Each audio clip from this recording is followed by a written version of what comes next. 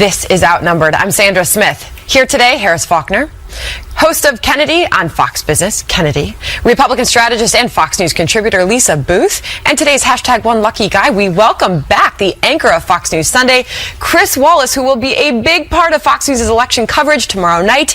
And Chris, remember, you are outnumbered, and the first time we have you back since you moderated that spectacular debate.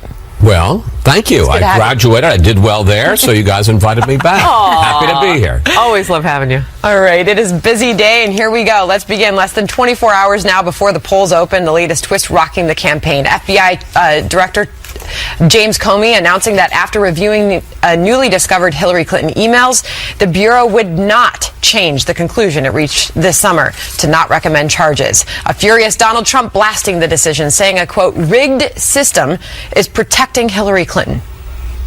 Hillary Clinton is guilty. She knows it. The FBI knows it. People know it. And now it's up to the American people to deliver justice at the ballot. Look, we are going to deliver justice the way justice used to be in this country, at the ballot box on November 8th.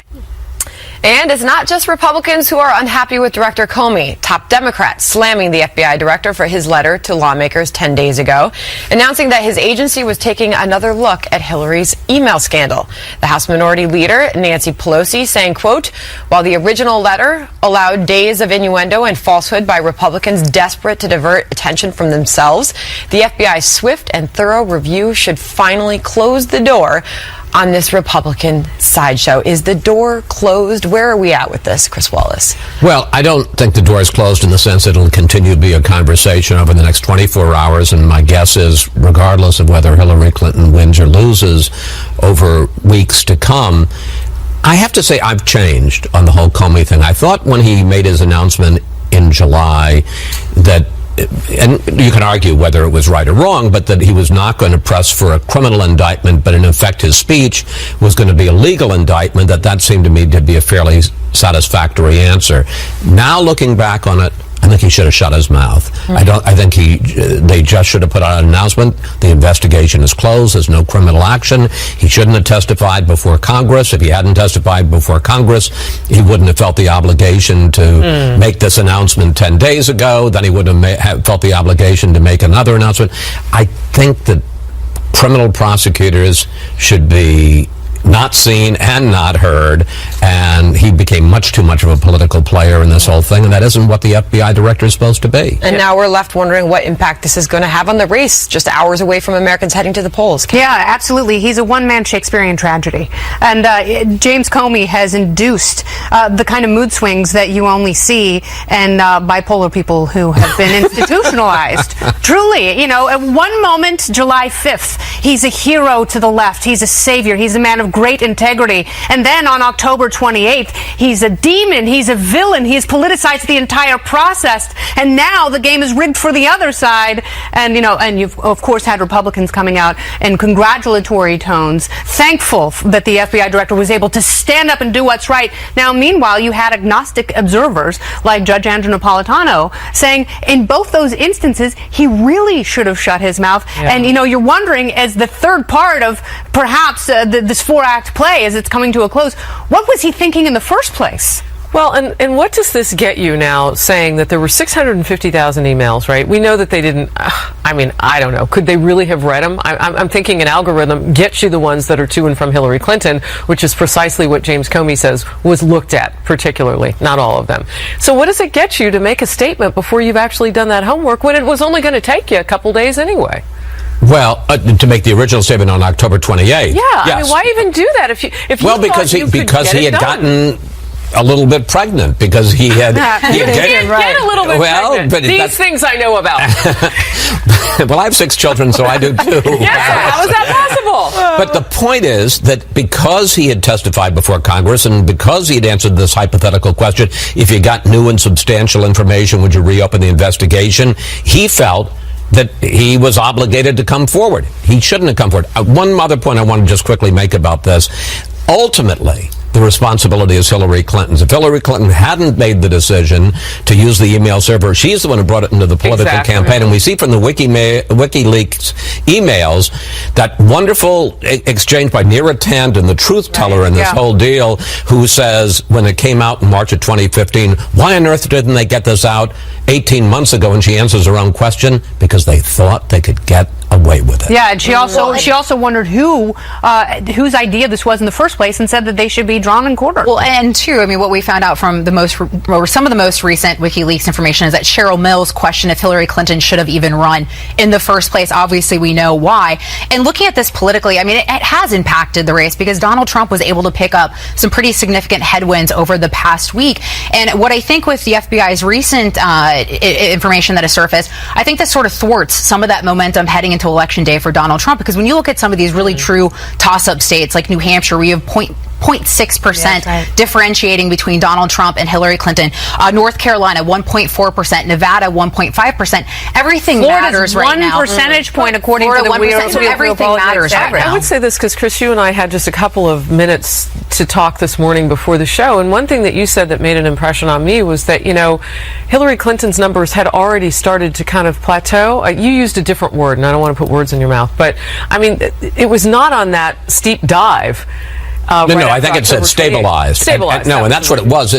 But I think Lisa's right to the extent that Trump was really in danger of a double-digit defeat. I mean, he was 10, 12 points down, and suddenly this happened. It seemed to stop his slide. It seemed to begin hers. It certainly energized his supporters.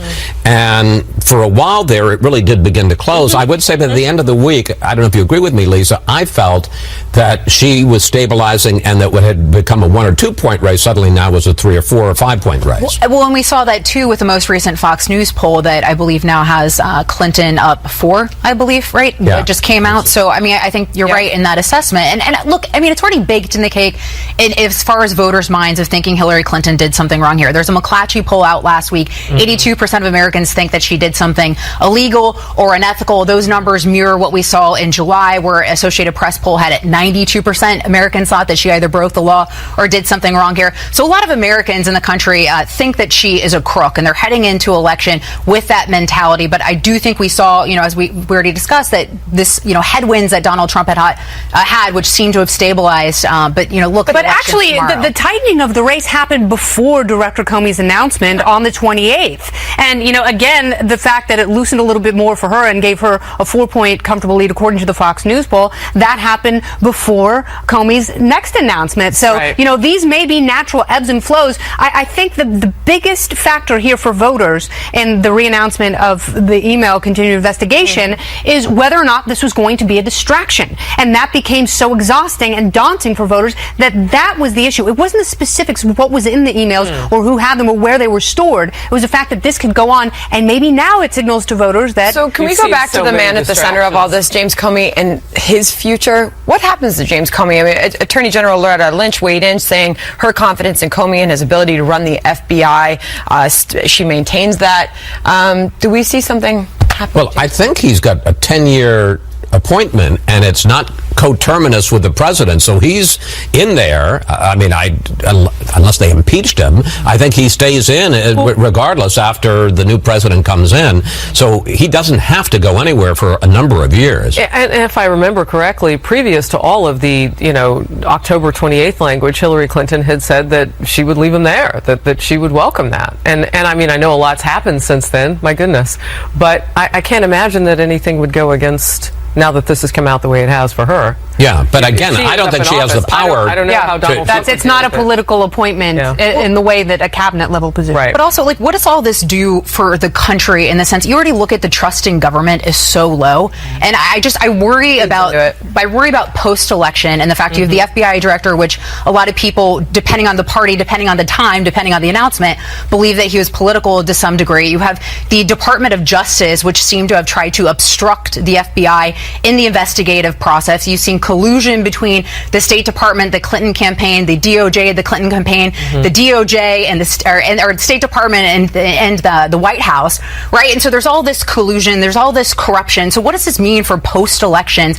and just general sense in government? I really worry about this for the country. People are still going to hate it.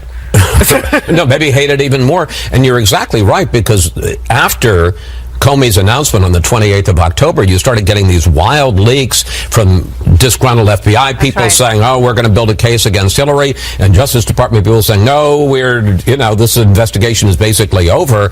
And you shouldn't have the Justice Department and the FBI playing a political role. Which is part of the Justice Department, but it just goes to show the internal fissure that's there. And you're absolutely right. One reporter put it that Tuesday, November 8th, it's only a comma. It is not a period. It's true.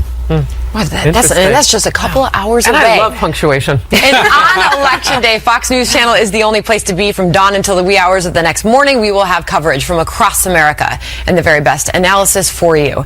And we want you to be a part of our election night coverage. If you've voted or are getting ready to vote, post your picture on Facebook, Twitter, or Instagram with the hashtag Fox News 2016. You could see it on the air on election night from our brand new super fancy studio. Chris, you stopped by, you saw it. I not only saw it, stopped by, I did our show from there yesterday morning. He christened the studio. All the bells and it's going to whistles. be fully in action. Can I just quickly say, I had my 3 grandchildren come. It is the Wallace Playground, and I'm going to make a confession, folks. The billboard, if it doesn't work on election night, it's because James Wallace, my 6-year-old grandson, was playing. He was having a lot and in Iowa. Did anybody swing from the chandelier? No, but I will tell you one funny thing. So there's this round where the seal is on the floor, and they were dancing around on there, and some people in the control room saw it, and they started, and the kids jumped off it. They thought it had come alive. All right, that's not a reason to tune in. Watch that new fancy studio in action tomorrow. Also, brand new polling, Fox News polling, showing Hillary Clinton leading Donald Trump by 4 percentage points. What to make of those numbers and what each candidate needs to do with just one more day to go. And major changes to Fox News' electoral scorecard updated just a few moments ago that seemed to favor Donald Trump. We'll break it down for you. Fox News alert. With just one day to go until the election, the candidates are fanning out across key battleground states, and Hillary Clinton is making 4 stops in 3 states today: Pennsylvania, Michigan, and North Carolina. Donald Trump is hitting 5 states, including the crucial battleground of Florida, where polling shows a very tight race right now. The latest Fox News polling finds Clinton up by 4 points in a 4-way race nationally. That poll taken before Clinton was cleared in the renewed probe into her email server. Meanwhile, both candidates are making their final pitches to voters. Watch. What's really on the ballot is what kind of country we want for our children and our grandchildren. Don't leave it to chance. Don't leave it to others. Use your voice and your vote. If we win, well, you know what you can do? Go out and vote tomorrow. That's what you can do. If we win, the corrupt politicians and their donors lose. If they win, the American people lose a big league. This is it, folks. We will never have another opportunity. Not in 4 years, not in 8 years. It'll be over. All right, let's throw up our Fox News scorecard now. It was updated just a few minutes ago, and it shows Arizona, Iowa, and Utah now have moved into Trump's direction. North Carolina is now a toss-up, and Nevada has moved in Hillary Clinton's direction. Chris Wallace, what do you think is driving this outside of the fact that it's just late in the game? Well, when you say this, what? There seems to be a move. Actually, what you're seeing there primarily is that the states that are reliably red or reliably blue are returning to that, and there are a half dozen states that are really up for grabs. And there's no question that Clinton has an easier path to 270 electoral votes, the majority you need, an easier path to 270 than Trump does. Trump's got to do the political equivalent of drawing to an inside straight. He's got to win every state that he has a chance of winning. He's got to win Florida, he's got to win North Carolina, he's got to win Ohio, and he's got to flip one of those traditionally, and when I say traditionally, 6 elections in a row, Democratic states like Pennsylvania, like Michigan, like Wisconsin, and if he doesn't, he's not going to be president. Is there anything in the electorate that you can point to right now that would say, yeah, Pennsylvania would go for Donald Trump, which would be a big deal? I think the key for Trump is, all of these polls are based on models, and models are based on a sense of this is the amount and the number, the percentage of African Americans we expect in the electorate. This is the percentage of whites who don't have college educations we expect. Trump, I think, would need a burst, an unexpected surge of his supporters, and that primarily is non-college educated whites. And if he were to get that, then he could win the presidency. Conversely, with Obama in 2012, more African Americans, more young people voted than the Romney camp thought, and that's why they were surprised. So what you're saying is the people who really love him would really have to love him a lot. And a lot of them would have to. Yeah, so let's pop this up, because this is interesting. Some of the Fox News polling showed a level of strong support polling among Trump supporters leading Hillary Clinton. 68% feel very strongly about their candidate, Lisa. Well, and I think with Donald Trump, I mean, when Donald Trump first got nominated, there was all this talk about sort of the blue-collar workers, his appeal to these Rust Belt states, and I think he needs to hope that materializes. And if you're looking at the polls last week, especially in a state like Michigan, some of that was happening, because you have Macomb County, which is a sort of a blue-collar area where he's way overperforming where Republicans typically do. But where he was getting killed is in counties like Oakland County, which is a higher income, higher educated area. But he's been able to close the gap, at least as of late last week in Detroit Free Press poll, by about 4 points. So he's got to hope that he can overperform in these blue collar areas where Republicans don't typically do well, but still not get killed in these counties like Macomb County, and hope that materializes. But he's still down in a state like Michigan, so that's tough to do. I always wonder if it makes a difference to see the candidate. I mean, registering people in person, that's tremendously important, especially for those states that have what I call game day voting, like Pennsylvania. But another poll, if we can stick this up, because Fox News polling really dug deep now, has temperament to serve as president. Trump is still really struggling with this candidate. Why? Has it been her messaging sticking, or something, or a combination?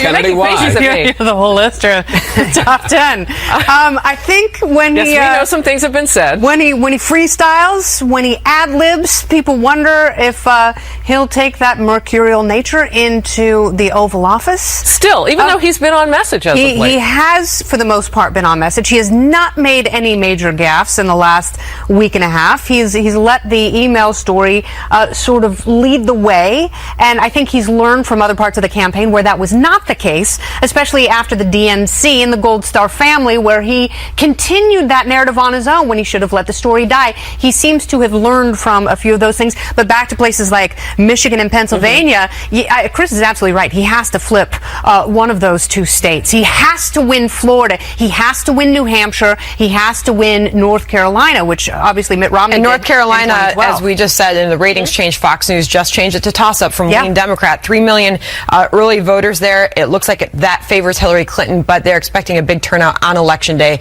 that would support Donald Trump. And I think if that happens to that point, if he does flip Michigan or Pennsylvania, they're going to hear about that in the Mountain West. And, he's also got to win Colorado if he's going to win all of Mitt Romney's states and add the few that he needs to get to 270. The elusive Rust Belt states, because you go back to the last time a Republican won Pennsylvania, I believe it was 88 the last time. Wisconsin, 84, Michigan, 88. So, yeah. Yep. The elusive states. All right, well, just because the FBI has given Hillary Clinton the all clear, that hardly means her email problems are over. The top Republican investigator in Congress on what may be in store for Mrs. Clinton in the months ahead, regardless of who wins tomorrow. And despite her campaign advantages, could Hillary Clinton be the real underdog going into Tuesday? She may be in the clear with FBI Director James Comey, but that doesn't mean Hillary Clinton's email problems are over. Far from it. House Oversight Chairman Jason Chaffetz vowing that he and his fellow Republicans will not let it go. The Utah Republican on Special Report. No matter who wins or loses this election come Tuesday, Congress is still going to look into it. You have the allegations of the quid pro quo. You have a lot of other things that were happening that the FBI did find out about, including classified information getting into a non-classified setting. And this is a mess that only Hillary Clinton created. She's the one, for her own personal convenience, decided to put everybody at risk and cause this mess. Meantime, a furious Donald Trump telling supporters that FBI agents won't stop going after Clinton as the GOP nominee questions how Comey reached his decision in such a short time. The investigations into her crimes will go on for a long, long time. The rank and file special agents at the FBI won't let her get away with these terrible crimes. including the deletion of 33,000 emails after receiving a congressional subpoena. Right now, she's being protected by a rigged system. You can't review 650,000 emails in 8 days. Should Hillary Clinton win the White House, Chris Wallace, what do the weeks and months look like? Do her problems follow her? Oh, I think clearly they do, but I'm going to say something that may get me kicked off the couch here. Oh, boy. Let's hear it. Yeah. I hate this. I think that we've had an awful lot on this. I think it's a legitimate issue. She did create this problem, but the idea that you hear the Republicans threatening new investigations, again, this is the premise. She's the new president. Of the president-elect, you have Republicans talking, like John McCain and Richard Burr and Ted Cruz saying, we're not going to confirm any of her nominees for the Supreme Court. We're just going to block it. But you know what for Jason 4 Chaffetz years. would say as he sits on this couch often, and he tells us, I have a job to do. I don't care. There are other things to do. America's got other problems, and I just think that if she's the next president, even if she isn't, let's get on with life. It's not like the email issue hasn't been litigated, and the Clinton Foundation, we're now going back to Whitewater in the 1990s, which went nowhere. Let's address people's problems, the things that affect their daily lives. So you've heard what one of our Fox News contributors told me on Fox Report. Doug Schoen said that he thinks that it would end up in a constitutional crisis if she were to end up in the White House and these things were still going on. Now, he said that comment previous to James Comey saying now that there's still not a way forward against her legally.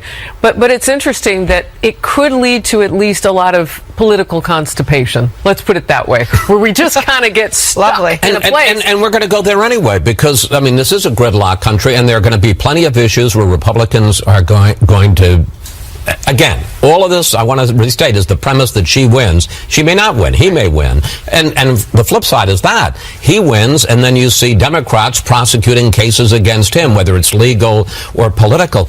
I sound like Rodney King. Can't we all just get along? Can't we all just try to do something for the country? I agree with you, and I think this is how a lot of people feel, is they're so sick of this. And that's why politicians, particularly Congress, have such low ratings. Right. Because people out there, and the reason do too, sadly. you've seen the personalities emerge in this election is because people are very much hurting, and they want Congress to address their problems. But I will say this, there is something that smells so fishy about the foundation that, if you're talking about people who are concentrating power and selling favors, what are they going to do when they hold the ultimate power? And I think, we cannot let that accountability go. There has to be a rational place. There has to be a track where we sit and actually get stuff done. Lisa? Well, and I agree with Kennedy. I don't think this should necessarily be let go, though, because even just in the past couple of days, we found out that she had, or at least what's reported, a maid print off, classified information, $1 million donation from Qatar that was never reported to the State Department. And Congress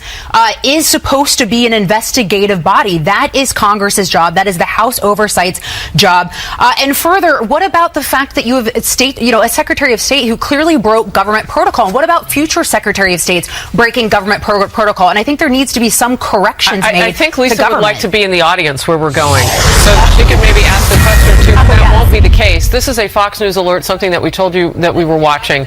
This is on the University of Pittsburgh's campus there in Pennsylvania. We're going to watch Hillary Clinton now on the stump. March for civil rights. So we are watching Hillary Clinton on the campus at the University of Pittsburgh right now, and you can see sometimes it happens with satellite images and live view images where they'll take those digital hits. It's audio, it's visual, and so we're going to step away from that because you really couldn't hear the complete sentences there. We'll be in and out of both candidates and their stump speeches throughout the day as they are in and out of battleground states. We promise to do that for you and bring you those live events as they happen. Real quickly, this was a more typical stump speech, Chris Wallace, and I think that is the course of the day that we'll see, right? Any surprises expected, do you think?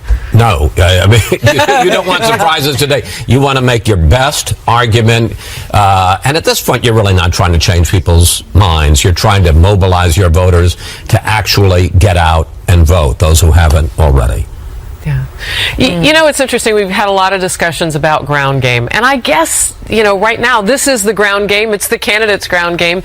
But do you think it's still a traditional situation where Donald Trump may get hurt by the fact that in the last few days he spent money getting a ground game together? You can't do it in days. You need months, even sometimes years. I mean, there's so many key elements to this. You've got to identify your voters. You've got to have data, and he has almost no data to identify who are the persuadable voters. And you've got to identify who has gone out and voted, who hasn't gone out and voted. You have to have a neighbor, not a stranger, somebody in the neighborhood who makes a contact with that voter, tries to maybe even says, can I drive you to the polls? Yeah. That's the kind of micro-targeting that needs to go on, and I think Trump is way behind. I know the RNC is saying that it has really tried to throw a bigger net in terms of that. It's done 12 million door knocks compared to about 11 and a half in the last cycle in 2012. But it's impossible to say how many of those are really dedicated solely to Donald Trump and that farther down ticket. Okay, we'll be right back. Stay close.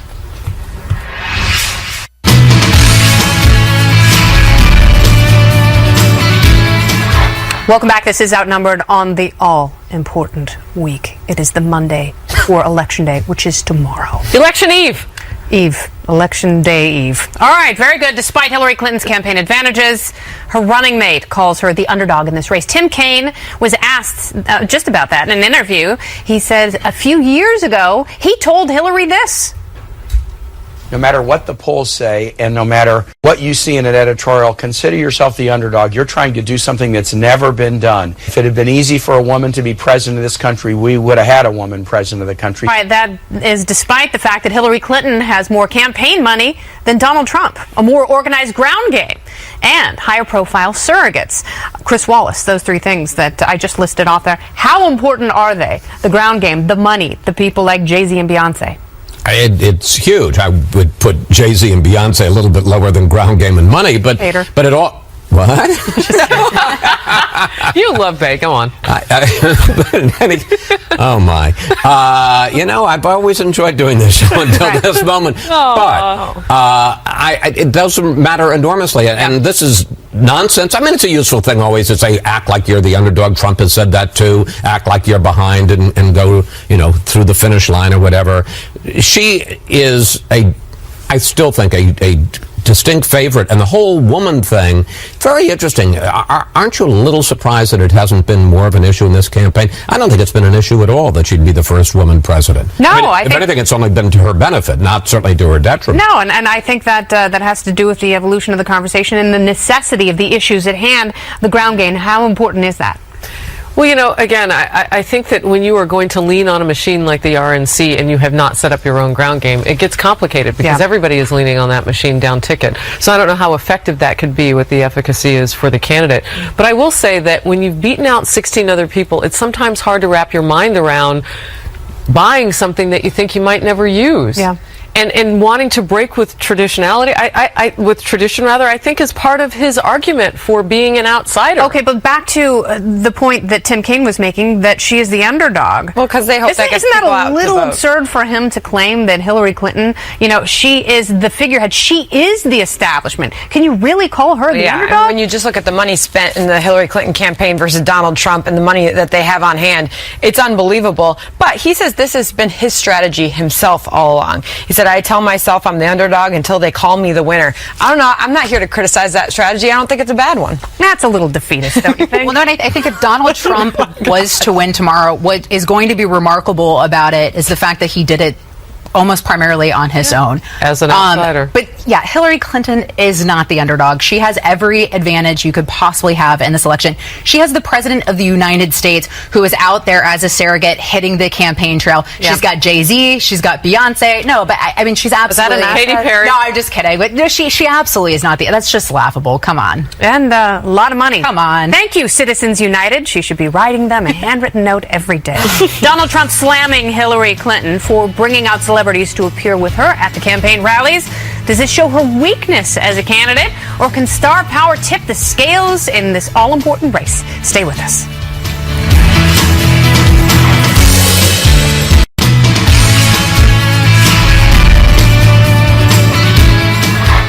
Donald Trump is hammering Hillary Clinton for leaning on celebrities in the final stretch of the campaign.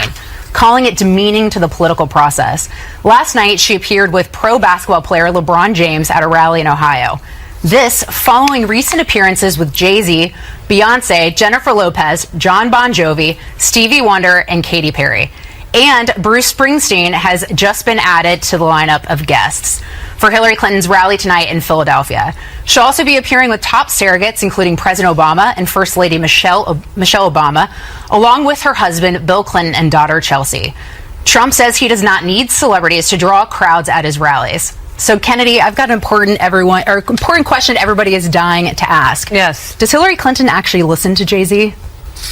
No, she's not that cool. Good Lord, no. She's a cyborg. No, and it's funny because when Jay-Z and Beyonce appear with the president, it has an enhancing effect because when they're together on stage, they magnify each other's energy and it adds to the president's aura. When Hillary Clinton is on stage with Jay-Z and Beyonce, it has a diminishing effect for her. And you're like, oh, Grandma, can you just scoot to the left so we can watch the fun people perform for a little bit? So, yeah, no, these are... What? These are not natural barmaites. So my favorite shot on Twitter today was the height differential between her and LeBron. James. That was just He's huge. so tall. Yeah, but can I just say something? There's a specific reason, and it has nothing to do with music, that they campaign in those places with those people.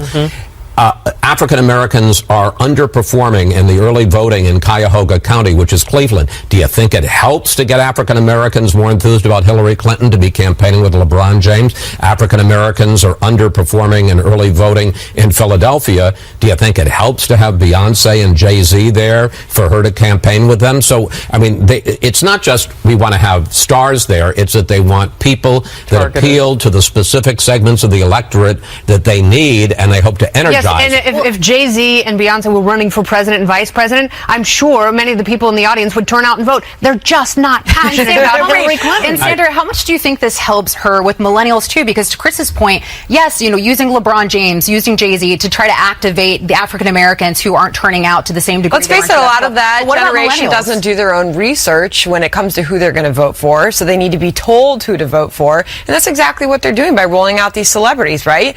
But unfortunately, they're not really telling them what their candidate stands for, what they're going to do if they're elected into office. I don't know. No policy discussion. I look at this, I do see it as an opportunity to reach people, maybe, but I also see it as a little pandering. I mean, not everybody who's a person of color is going to be at that concert. That's never happened in politics before? All right, we're going to leave it there. More Outnumbered in just a minute. Many thanks to Chris Wallace. And no, it is not Election Day today, Chris Wallace. It is tomorrow. Okay? I'm just getting excited. Did you vote yet, sir? Yes, I have. Have you? I have. Good. We just had this discussion. Yes, we have. All right, we are staying right here for Outnumbered Overtime on the web, also on Facebook at facebook.com/OutnumberedFNC. We're back on TV tomorrow at noon Eastern. Happening Now starts now.